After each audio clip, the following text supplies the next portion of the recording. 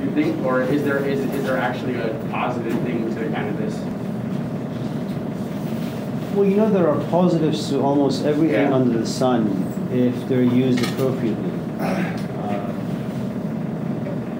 When I was 19, I met a Persian man. His name was Hussein. He opened up his first store, the first Persian store in Sacramento. And later on, I came to realize that he was really interested or into philosophy and, you know, religion and all those exotic ideas. And I became very interested in him and his ideas. And I worked with him for about, I think, 10 or so years.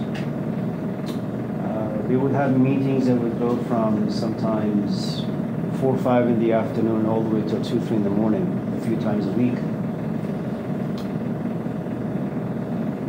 And it was a relatively small Persian community in the 1980s or so. And then he passed a year and a half or 2 years ago. He had stage 4 cancer.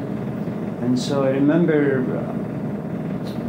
I was talking to him on the phone, and I asked him if he had tried smoking weed to kind of reduce the pain that he was having. He said, "I've tried, but it doesn't work."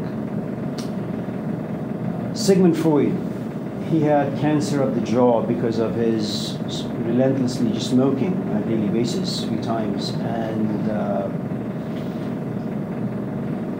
he didn't enjoy doing drugs. But because the cancer was so much, it created so much pain inside him, the only thing that could kind of reduce the pain a little was cocaine.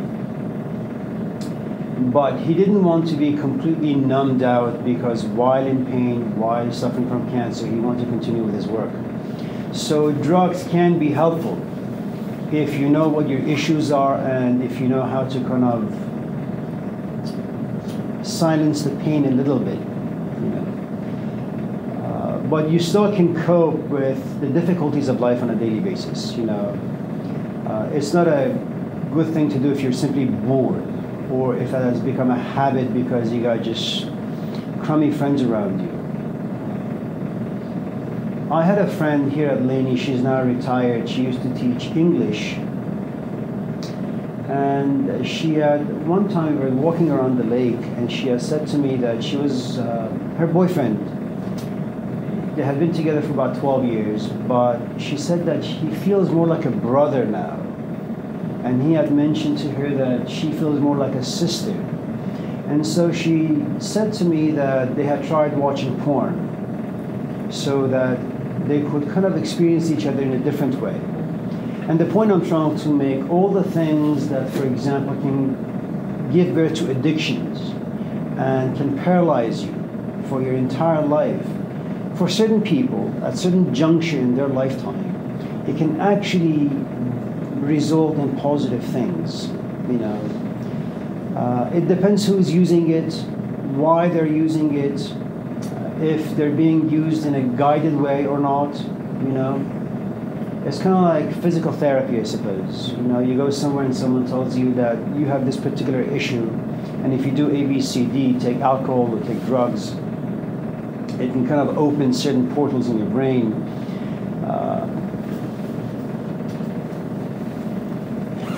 You know, it's not true that the Christian monks invented beer because it was given to Sumerians by their king Hammurabi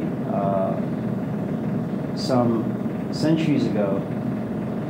But if you chose to live as a monk, they came to realize that the person in charge of the monastery would sometimes come to realize that certain people are really gifted, but they have certain spiritual or psychological or intellectual blockages that make these obstacles in them having, say, a religious experience. So what the senior person in charge would do was to get this monk completely drunk.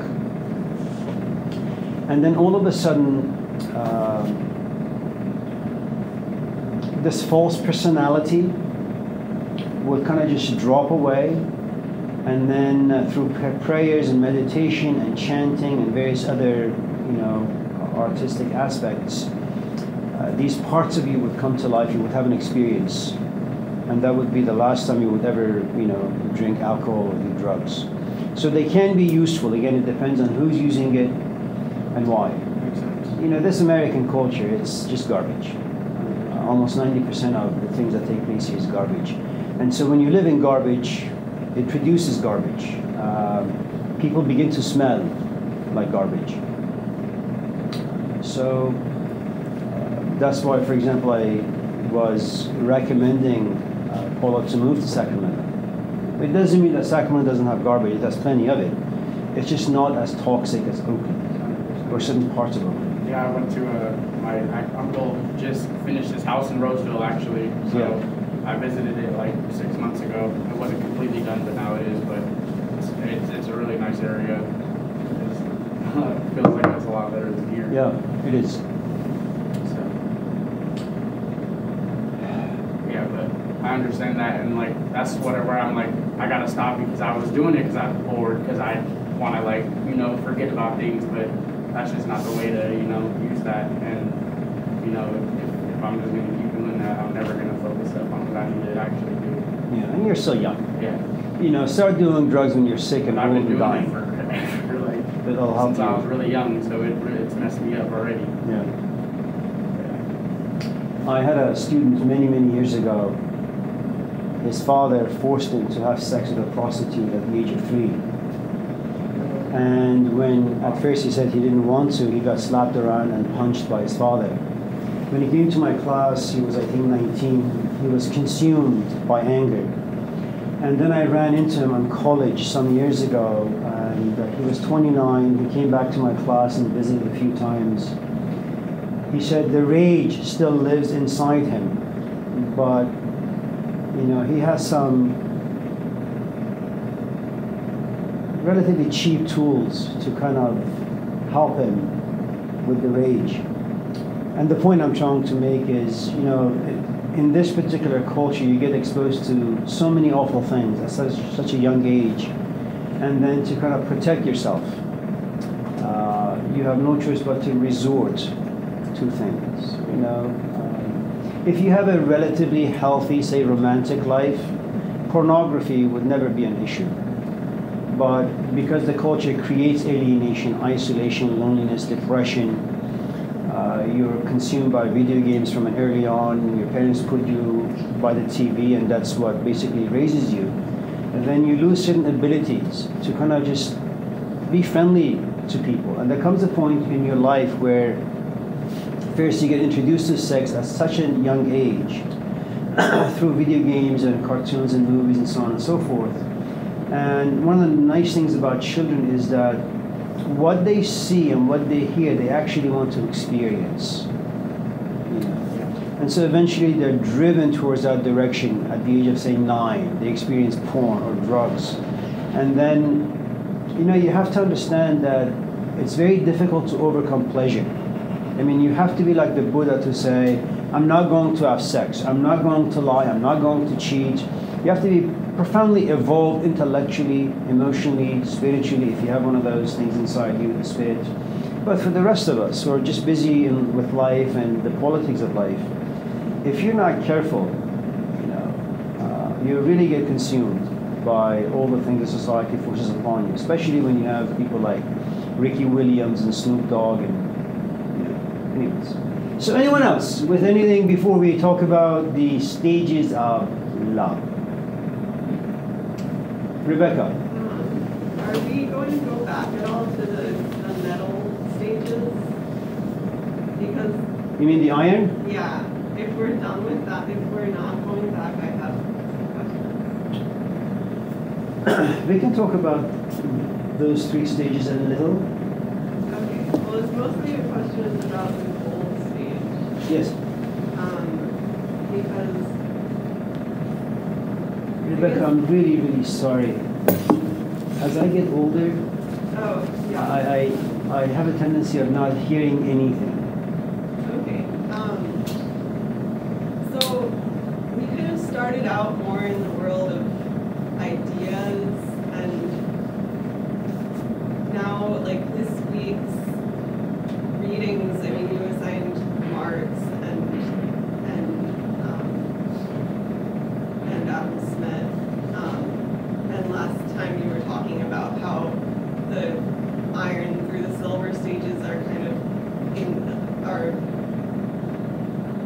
Moving on. You're trapped in that, and capitalism is involved, and kind of the interaction of the individual with the material world, like how the individual fits into a society versus just thinking about the inner world and how an individual can perfect themselves. So yeah, this is a long way of getting to the question that I had, which is if an individual reaches the gold stage, kind of comes out of the material trap, do they then have a duty to the people who are still in that trap? It's a great question, but I think that question is for graduate students.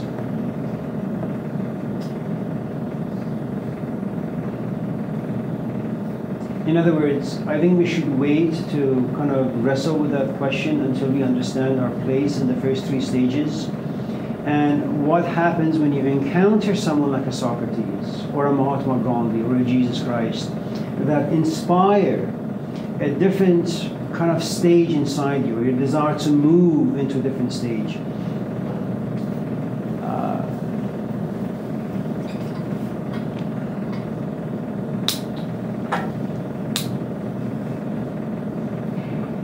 Because there is a lot of confusion and doubt and darkness that are involved, from removing yourself from the iron or the bronze or the silver and then slowly kind of ascending, moving up to the gold.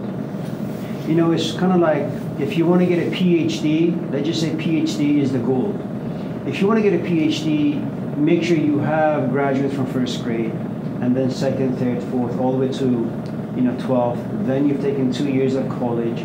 Then you have your bachelor's, then you have your master's, and then you have your PhD. And that's about almost a 25-year process. The difference, and I think the difficulty is that at least with school, you know what is waiting for you. You go to the classroom and the curriculum, well, not so much this class, but the curriculum is out there for you, telling you exactly what you need to do for assignments, readings, the sort of essays you need to submit, all that stuff. When it comes to you moving away from the three stages into the gold, you have no idea where you're going. You have control over absolutely nothing. And the despair and the anger and the confusion is so enormous that what you'll do is you'll probably run back to the stages that you're most familiar with, which is iron or bronze or silver.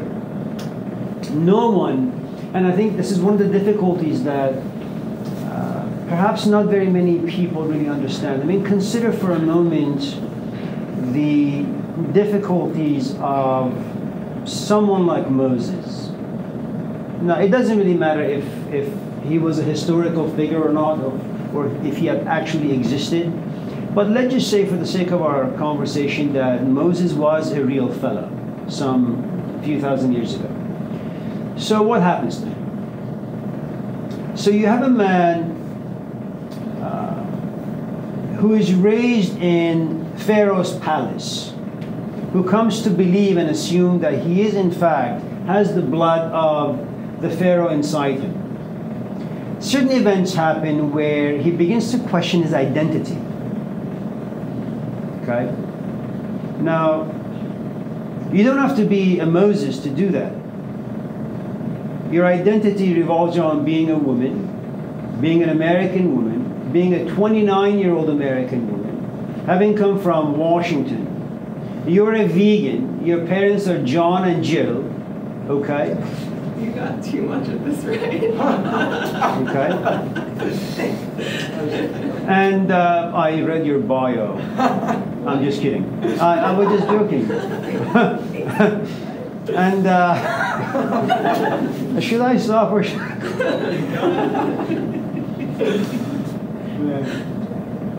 disclaimer, Rebecca. I have gifts. I'm just kidding. And so, And so, if I was to ask you who you are and what you are and what are you doing with your life, you have a certain history to which you belong. And that history kind of gives you identity, meaning, and purpose. You may hate a whole host of people, and you may not desire to hate them, but that emotion called hate, which evolved from a minute feeling to an emotion, and then it kind of blossomed into this hatred, and sometimes you daydream about acting on the hatred, which is violence. We'll leave all that aside, but that's who you are. Okay. Now this is the world you're most familiar with, and all of a sudden someone comes to you and says, "You're not all the things you think you are." All of a sudden, what's happening is you live in this kingdom. You are Moses in a female version. Okay. You have an identity. This is your kingdom. All of a sudden, something happens where you go somewhere and you ask someone, "So, this is not who I am? This is not why I am?" It's kind of like the scene in The Matrix where he turns to Morpheus and says, "I have all these experiences from my past, but none of them existed, none of them are real." In other words, your past does not make you. It's a very traumatic experience. And then you say, well, if I'm not my past, then what am I? If I'm not a woman, what am I? It becomes very abstract. Now, if there is someone who did this to you, then you need to trust this person to guide you through. If on the other hand, you have, say, a midlife crisis, it's nearly impossible for you to put yourself back together. I mean, look, if I was to drop this cup and it's to shatter to 1,000 pieces, I don't know how to make, bake, and shape cups. I am completely incompetent. So if it breaks, I'm just going to trash it. If on the other hand, this is my craft, I break it in a very guided fashion, then I put it back together. There are people, there are individuals who kind of look at someone and say they are ready to be broken. It's kind of like what I think it was Michelangelo who had said that he's an artist from the Renaissance period, that there is this beautiful David, statue of a David, okay, image of David, that's imprisoned inside this rock. I'm going to grab my hammer and my chisels and slowly chip away the parts that are not needed. Now, to an untrained eye, okay, someone who doesn't know this craft too well, they're going to say, well, he's just a stone cutter, just breaking this like stone into 1,000 different pieces. To a trained eye, the conclusion is he is releasing, liberating, freeing an image that lives inside this rock. Okay? Now, you need to understand that every time a hammer and a chisel hits you, you're going to scream, you're going to shout, it's going to be painful.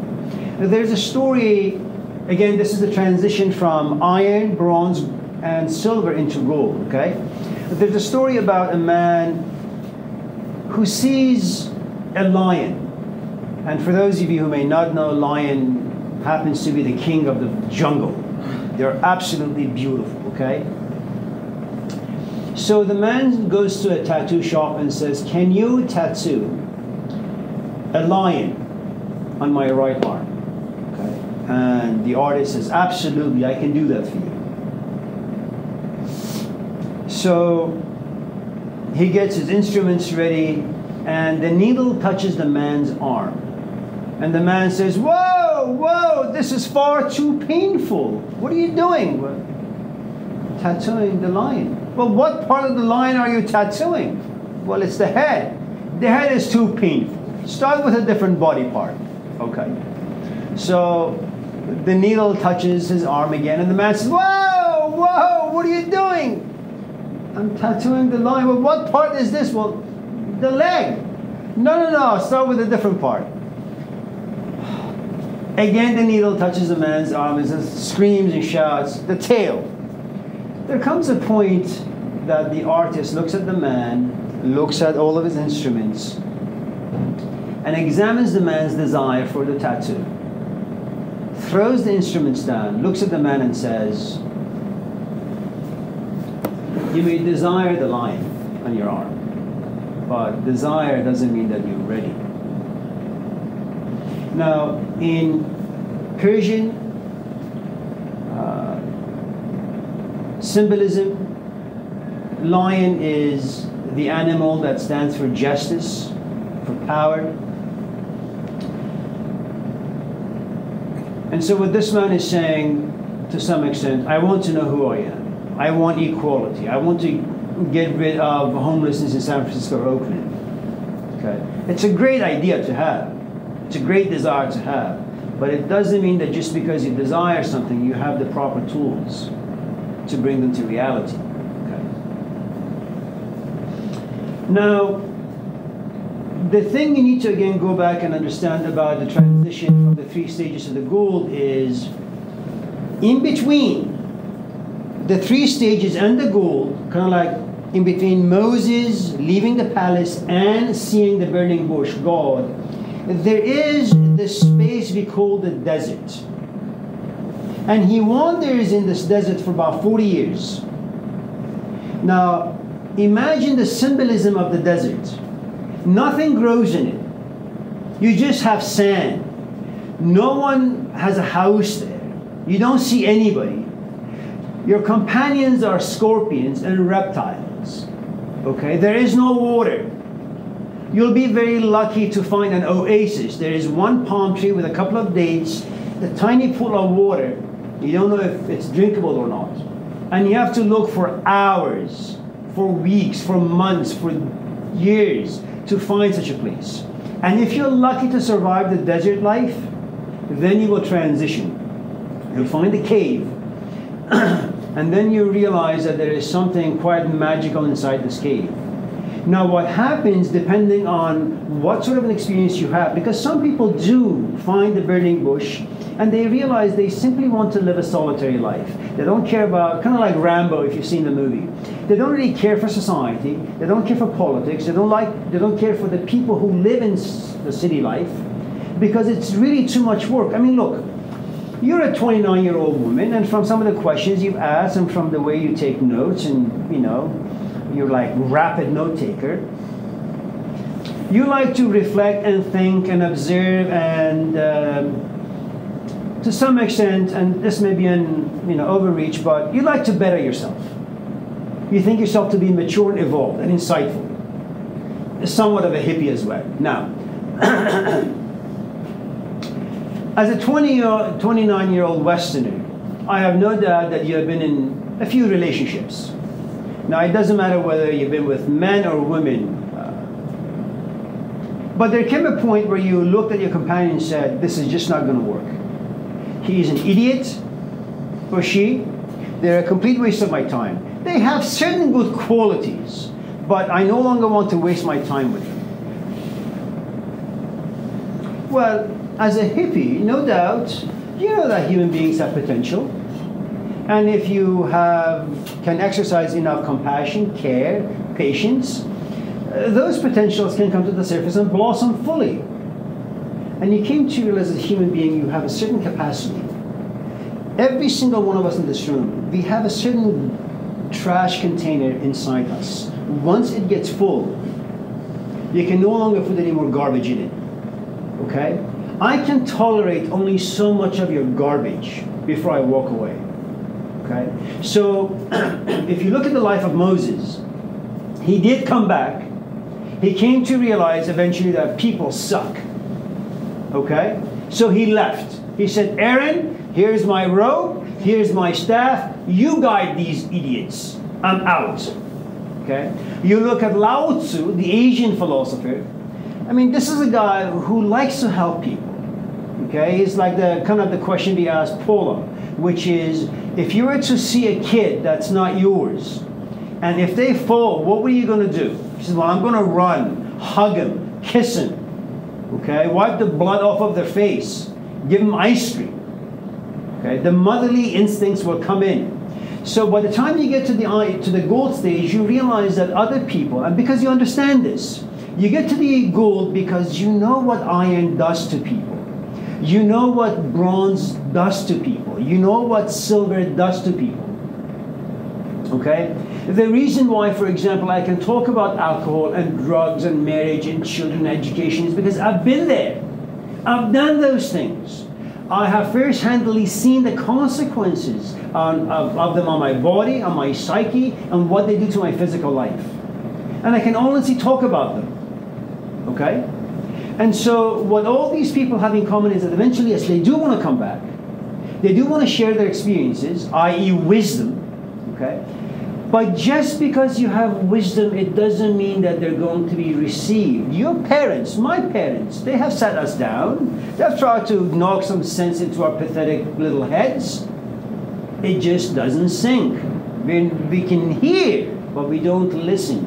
Even if you were to listen, you can't hear the wisdom therein. Okay?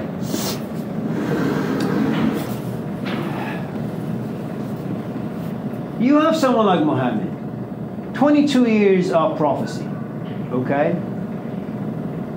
He gets involved in battles almost 40 times.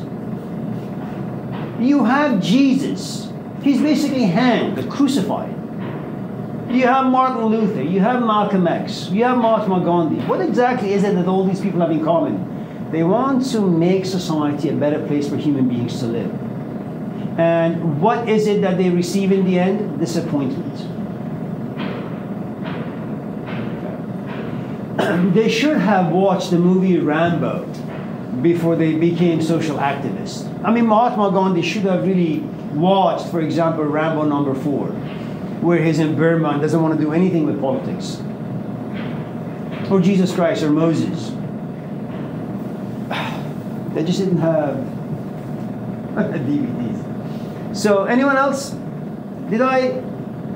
Are we no good? Bridget, we'll come back to that. Yeah. You know, when you were talking about Plato and Socrates. Yes.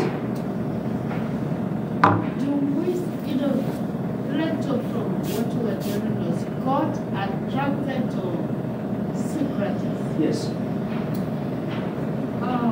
Do we see, and then you mentioned the word agape. Agape. If I have idea of agape, this is the stage of love that is sacrificial. Correct. When we say that Plato, his parents loved him, and he has, well, I say almost everything in life in his home that can make him comfortable as a human being. Would we say is that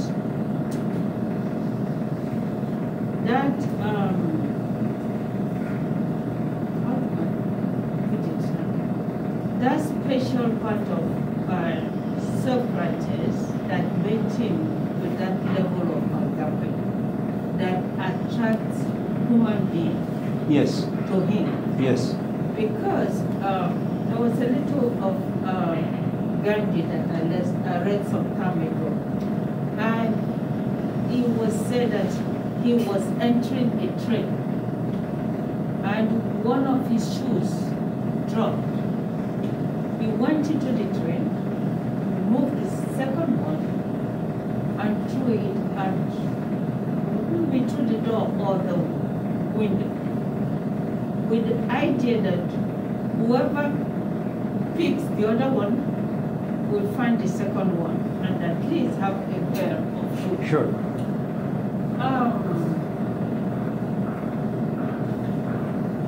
It's not really everybody will think like that.